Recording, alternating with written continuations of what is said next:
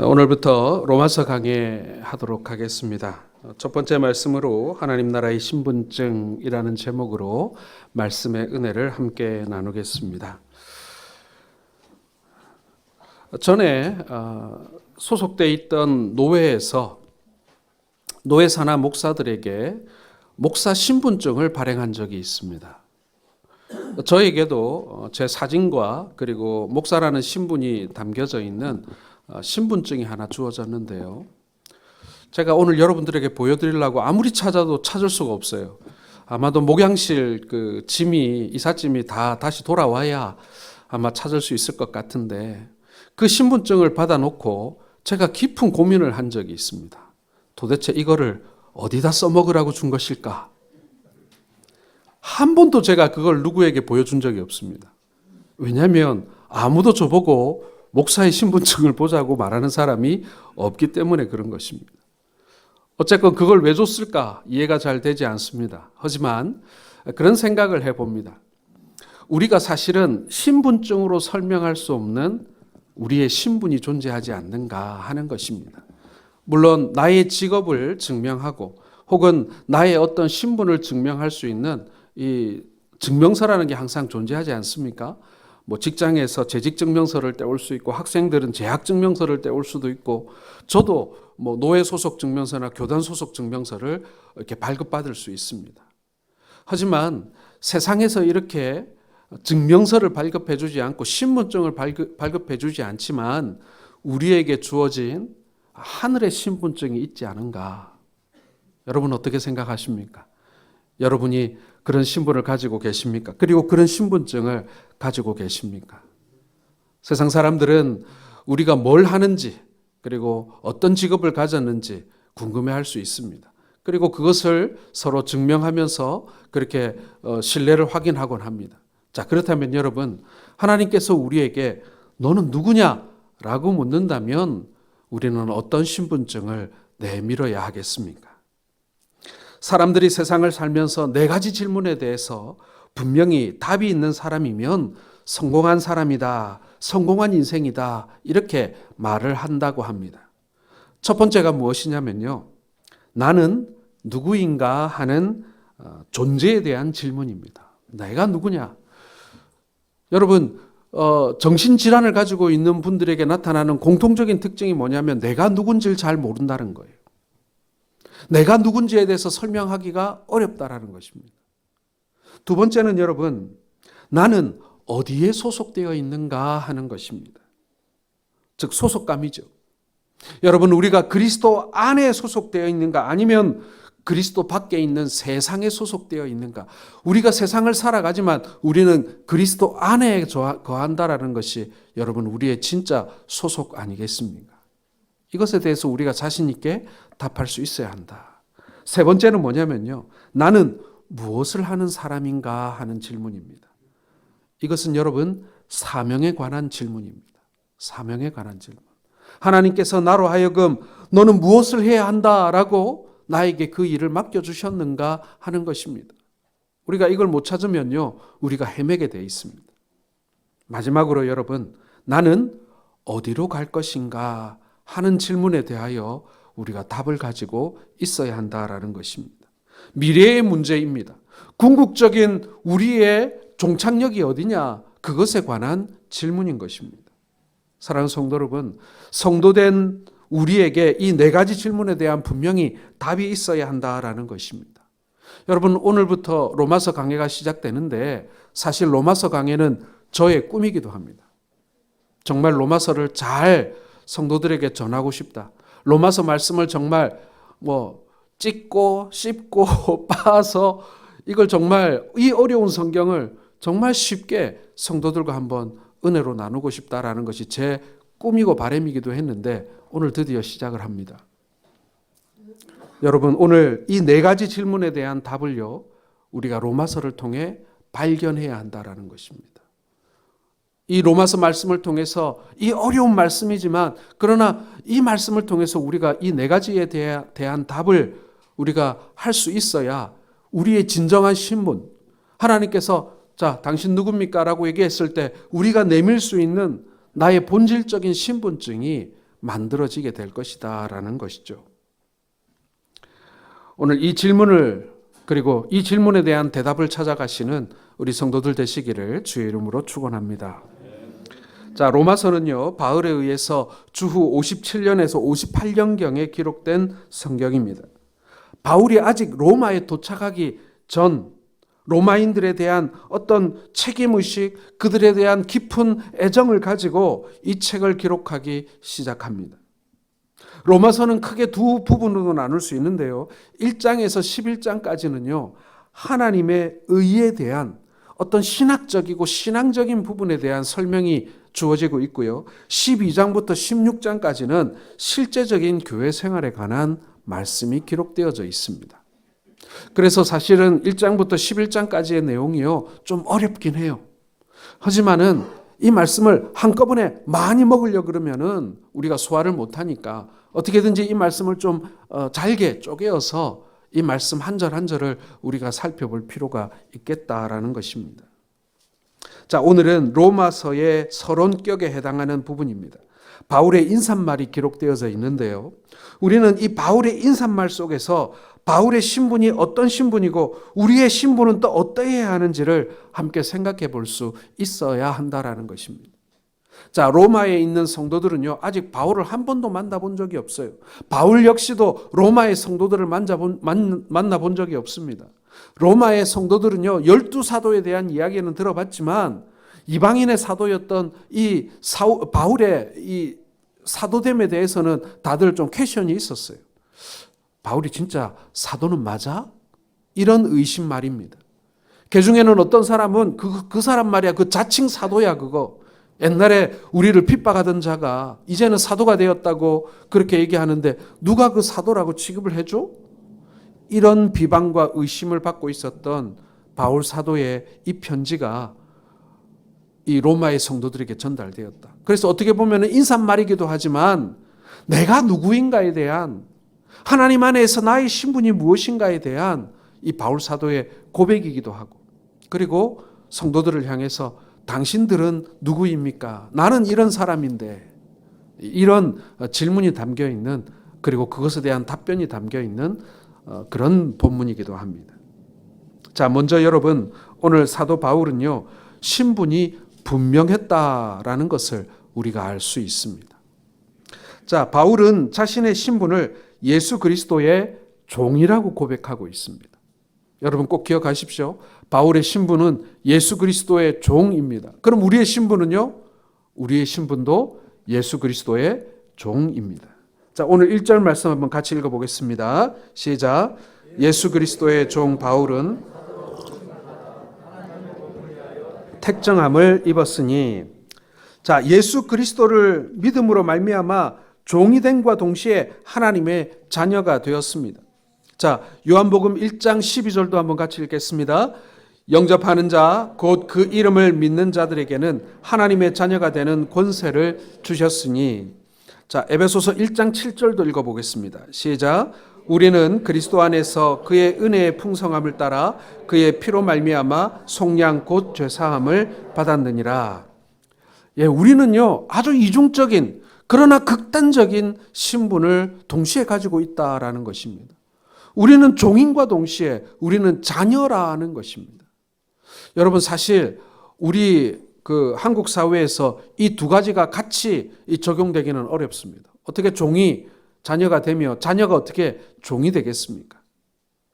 자, 그런데 오늘 이 말씀이 기록되어져 있던 그 시대 가운데 이런 일들이 왕왕 있었다라는 것입니다.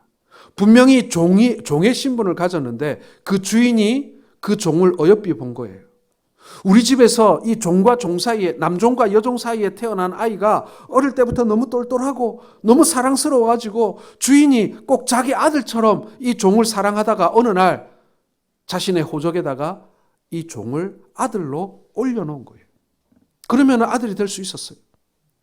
우리나라 역사에도 그런 경우들이 있는지는 잘 모르겠습니다만은 여러분 영화 배너를 보셨잖아요. 그렇죠?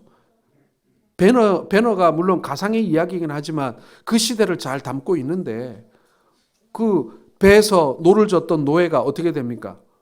그 로마의 귀족의 이렇게 양자가 되는 과정이 이 배너의 스토리 속에 있잖아요. 그런 일들이 있을 수 있다는 얘기입니다. 옛날에는 사람들이 노예를 사고 팔았습니다. 물건이니까요. 그러므로 사람들은 필요에 따라 돈을 주고 종을 사고 팔고 하는데, 과거에는 여러분 우리 모두도 종이었습니다. 그런데 하나님은 예수님의 피값으로 우리를 사신 거예요. 사단과 그리고 죄와 마귀의 종이었던 우리들을 예수님의 피값으로 우리를 사신 것입니다. 그리고 종으로 더 이상 삼지 않으시고 우리를 하나님의 자녀로 삼으셨다라는 것입니다. 자, 그런데 그래, 나는 종이었다가 자녀가 되었어.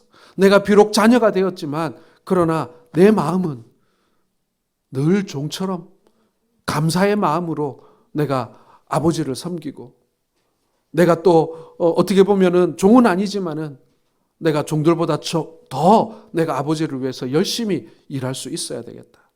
여러분, 이게 종이자 자녀의 마음 아니겠습니까?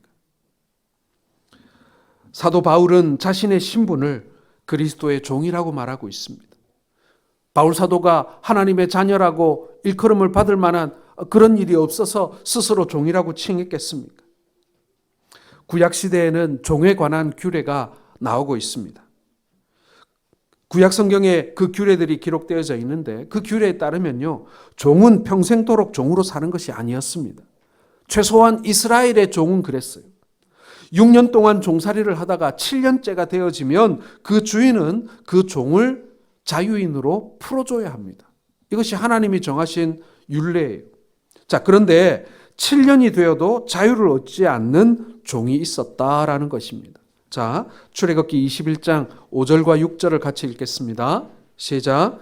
만일 종이 분명히 말하기를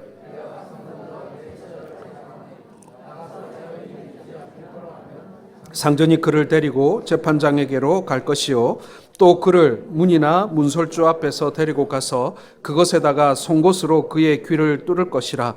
그는 종신토록 그 상전을 섬기리라.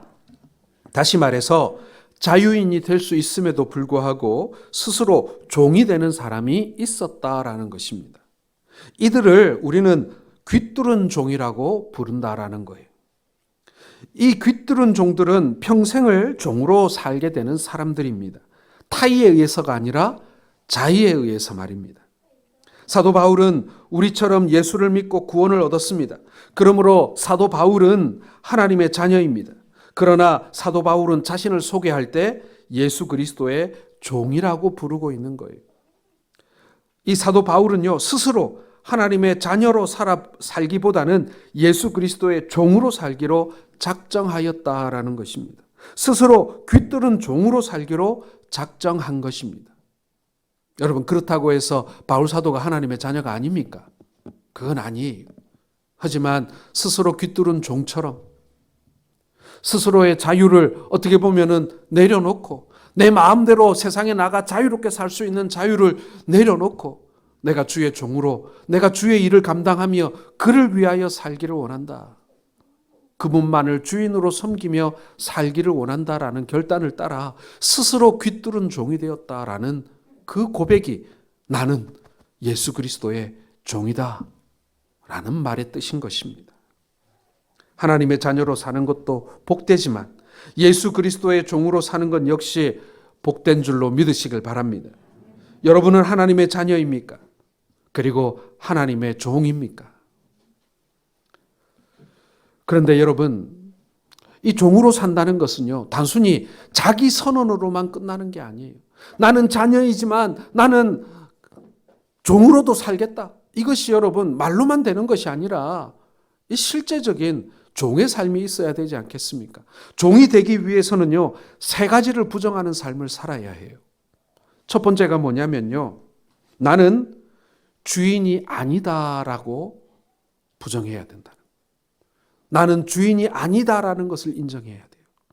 그게 종이잖아요. 그렇죠? 종이라고 말은 하면서 주인 행세할 수는 없잖아요. 주인 뜻대로 살 수밖에 없다라는 고백인 것입니다. 두 번째로는요, 어떤 부정이 필요하냐면 나의 소유가 없다. 자기의 소유가 없다라는 말입니다. 다 주인의 것으로서 내 것이라고 내 것이라고 생각하지 않는다. 그런데 종이 이게 내 거다라고 생각하면 그때부터 문제가 생기는 것 아니겠습니까? 종이 진짜 종이 되기 위해서는 이 소유에 대한 부정이 필요하다라는 것입니다. 세 번째는 여러분, 나는 나 자신을 주장할 아무런 권리가 없다. 이것을 고백할 수 있어야 비로소 종이라고 할 수 있는 것입니다. 자, 갈라디아서 2장 20절 말씀을 같이 읽어보겠습니다. 시작. 내가 그리스도와 함께 십자가에 못 박혔나니 그런즉 이제는 내가 사는 것이 아니요 오직 내 안에 그리스도께서 사시는 것이라. 이제 내가 육체 가운데 사는 것은 나를 사랑하사 나를 위하여 자기 자신을 버리신 하나님의 아들을 믿는 믿음 안에서 사는 것이라. 아멘. 예, 이 말씀이요, 우리의 숭고하고 그리고 아름다운 종의 신분을 말씀해 주고 있는 것 아니겠습니까? 나를 부정한다는 것, 내가 주인이 아니라는 것, 내가 나의 소유에 대한 내가 권리를 주장하지 않는 것, 그리고 나 자신을 주장할 수 있는, 내가 결정하고 내가 선택할 수 있는 내 인생에 대한 나의 주권을 내가 주인이신 주님께 온전히 돌려드린다라고 얘기하는, 여러분, 이 세 가지의 부정이 우리로 하여금 진정한 종으로 살게 해준다라는 것입니다. 여러분, 영화 친구를 보셨는지 모르겠습니다. 이제 오래된 영화가 됐는데, 영화 친구에 보면은 영화 속에 장동건이 유호석에게 건넨 대사입니다.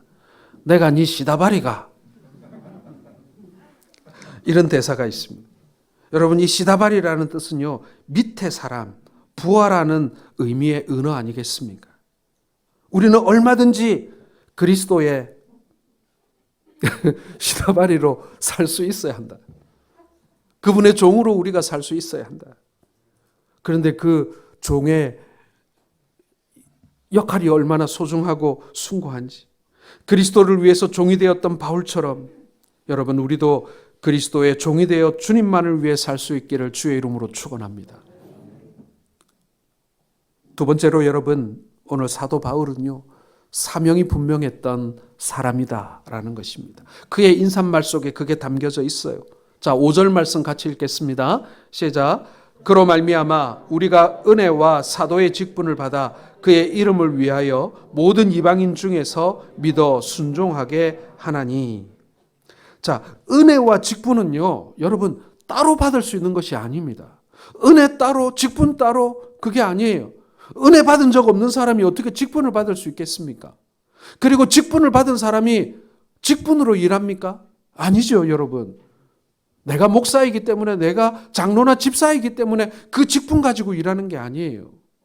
매 순간순간마다, 매일매일마다 우리가 은혜를 받아야 내가 온전히 목사의 직분을 수행할 수 있는 거고, 내가 온전히 집사의 직분을 수행할 수 있는 거예요.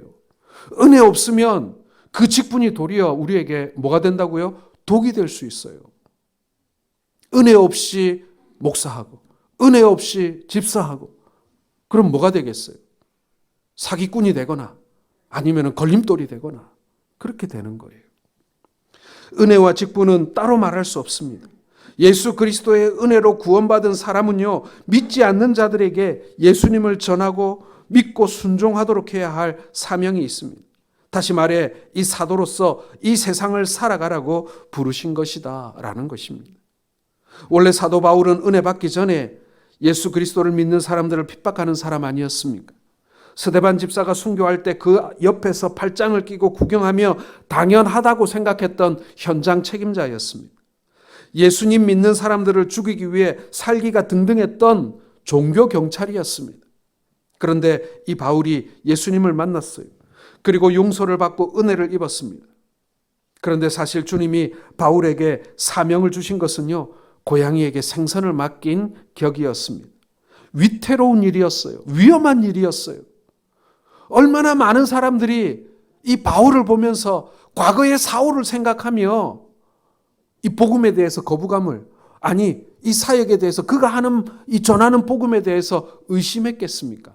아니, 웬만하면 좀 신실하고 믿을 만한 사람을 좀 들어가지고 이 복음 전하는 사도로 삼았으면 사람들이 아이고 저 사람 평소에 하는 걸로 봐도 이 전하는 그 말씀을 믿을 만하네라고 생각할 텐데 하필이면 사울을 택해가지고 흠결 많고 문제 많고 논란의 대상이 되는 사람을 택해가지고 이 복음을 전하게 했는가 하는 것입니다.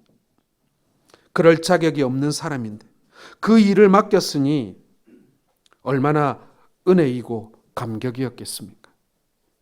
사실 우리도 무슨 자격이 있어서 우리가 성도가 되고 그리스도인이 되고 그리고 우리가 재직이 되었겠습니까?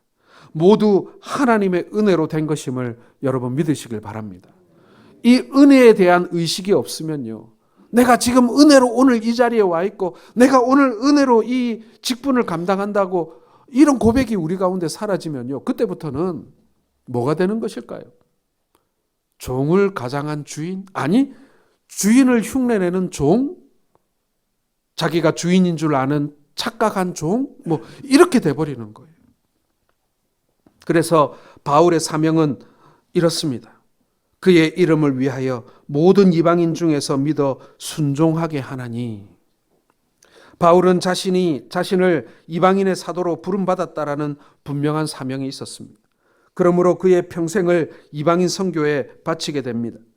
예수 믿고 잠시도 쉬지 않고 세 차례에 걸친 전도 여행과 그리고 스스로 묶인 자 되어서 로마까지 가서 복음을 전하게 됩니다. 무엇 때문에요? 사명 때문에요. 내가 무엇을 하기 위하여 이 땅 가운데 태어났는가? 그것 때문에요. 고아의 아버지였던 조지 밀러 목사님 역시 사명이 분명한 사람이었습니다. 그는 고아들을 위해서 평생 살기로 작정하게 되는데 자신을 가리켜서 말하기를 이렇게 말합니다. 나는 어떤 날 죽었다. 나는 어떤 날 죽었다. 조지 밀러에 대하여 죽고 세상이나 친구들의 칭찬이나 책망에 대하여 죽었다. 나는 죽었다는 얘기예요. 그래서 지금 살아 돌아다니는 것은 내가 아니라 사명받은 종이다라는 이야기인 것입니다. 우리나라 최고의 볼펜 중에 하나가 모나미 볼펜 아니겠습니까? 우리가 잘 아는 그 모나미 볼펜은요, 우리나라 기술로 그 볼펜 끝에 있는 그 조그만한 쇠구슬, 그걸 만들 줄 모르던 우리나라가 처음으로 그 볼펜 끝에 달려있는 그 쇠구슬을 가공할 수 있게 되어서 탄생한 볼펜입니다. 그 쇠구슬이 아주 동그랗고 그리고 아주 매끈하게 가공되어야 잉크의 양을 잘 조절해서 끊이지 않고 이렇게 매끈하게 볼펜이 사용될 수 있습니다. 그리고 그 볼펜 껍데기에 우리가 잘 아는 153이라는 숫자가 적혀 있어요. 모나미 볼펜의 153이라는 숫자는 초창기 이 볼펜 회사의 사장이 실패를 많이 경험한 그 결과였습니다. 여러 가지 사업을 해보아도 되지 않고 그러다가 마지막에 이 믿는 사람이었던 이 사장님이 하나님 앞에 엎드려 기도하기 시작합니다. 그 기도하는 가운데 하나님의 말씀을 깨닫게 되는데 그것이 요한복음 21장의 말씀이 베드로가 밤새도록 물고기를 잡았지만 사명을 떠나서 하는 모든 일은 헛것이 되고 맙니다.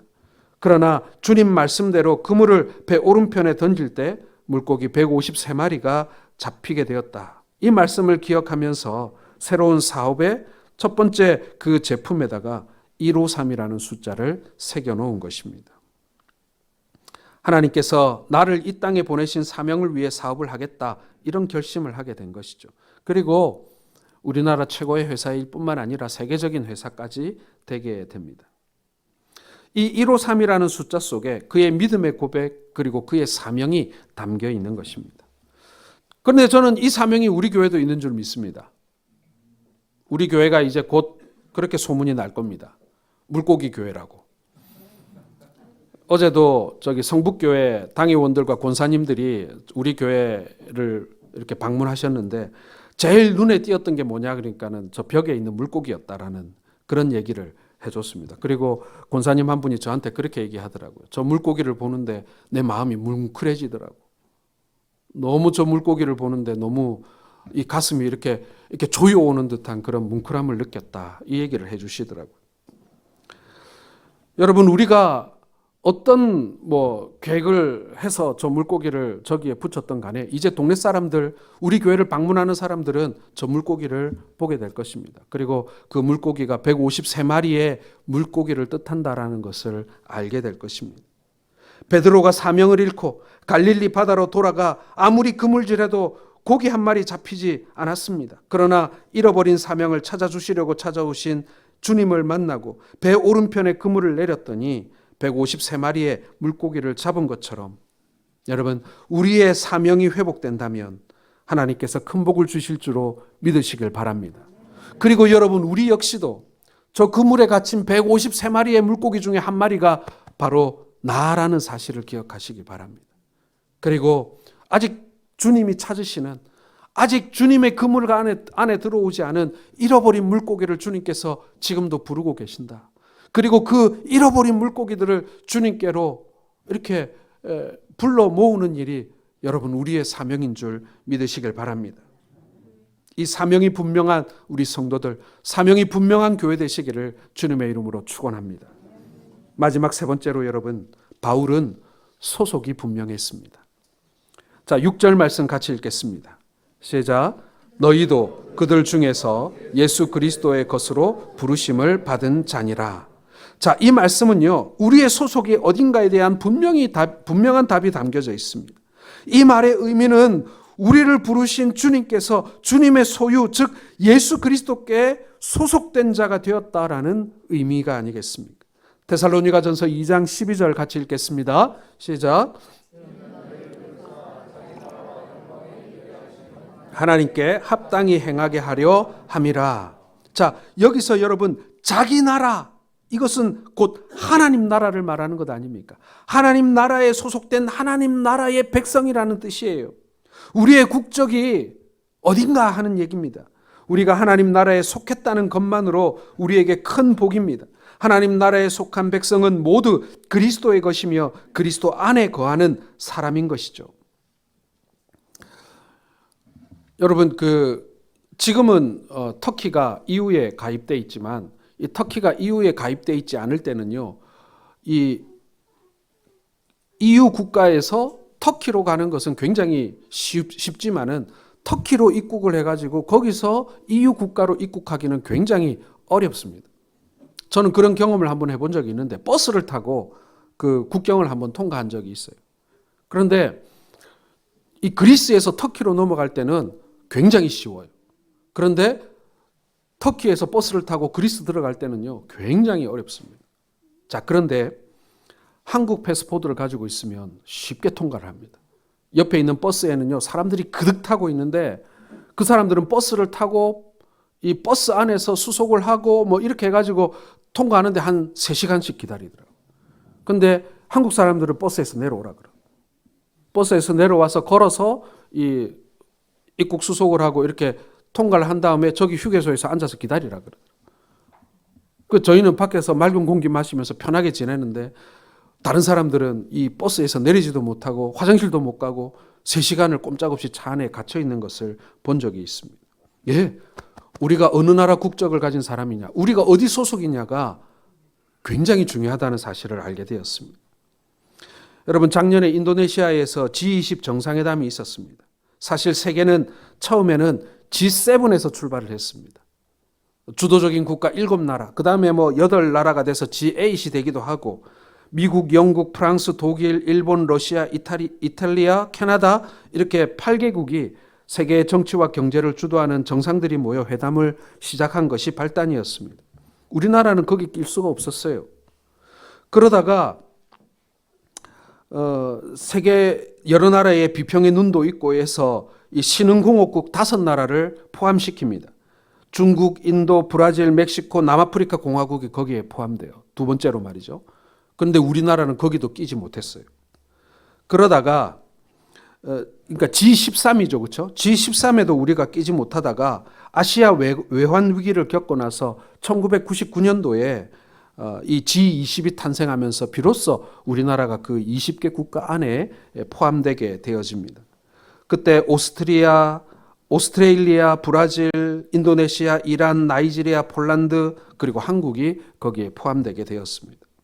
세계의 정치와 경제와 환경, 지구상에 있는 재반 문제들을 이 정상들이 모여서 회의하는 그 모임에 한국이 포함되게 된 것이죠. 여러분, 사실 여기에 포함된다는 것은 굉장한 중요한 의미가 있습니다. 제가 몇 년 만에 한 번씩 잘 열리는지 잘 모르겠습니다만은 이 G20 정상회담이 열리면은 전 세계 매스컴의 눈이 거기를 향하죠. 저기서 어떤 얘기를 하나, 무엇을 합의하나, 어떤 것을 논의하나, 막 이렇게 말이죠. 여러분, 우리가 어디에 소속되었는가, 우리의 나라는, 그리고 우리는 또 어느 나라에 소속되었는가, 이것이 너무나도 중요하지 않습니까? 북한 주민들 가운데는요, 지금 현재 자신들이 얼마나 불행한지 모르는 사람들도 많이 있다고 해요. 또 북한 당국은 북한 주민들이 외부 세계와 접촉하는 것을 어떻게든지 막으려고 합니다. 북한의 고위층들이 아니고서는 자신들이 지금 얼마나 불행한지 모르고 있는 거예요. 역설적으로 여러분, 북한에서 많은 권리를 누리고 그리고 그 주민들을 지배하고 있는 지배층들이 사실은 자기들이 얼마나 가난하고 불행하다는 것을 더 잘 안다는 것입니다. 그런데 우리는 전 세계를 마음껏 돌아다닐 수 있지 않습니까? 인터넷을 통해서 전 세계가 어떻게 돌아가고 있는지 우리는 훤히 다 알고 있지 않습니까? 이 세계를 보고 북한을 보니까 북한 주민들이 불쌍해 보이는 것입니다. 그것이 바로 북한에 소속되어 있다라는 얘기. 그 나라에 소속되어 있다라는 것입니다. 사랑하는 성도 여러분, 우리의 국적은 물론 한국입니다. 자랑스러운 국적입니다. 그러나 미국보다도 한국보다도 더 좋은 나라가 있습니다. 바로 하나님 나라인 줄 믿으시길 바랍니다.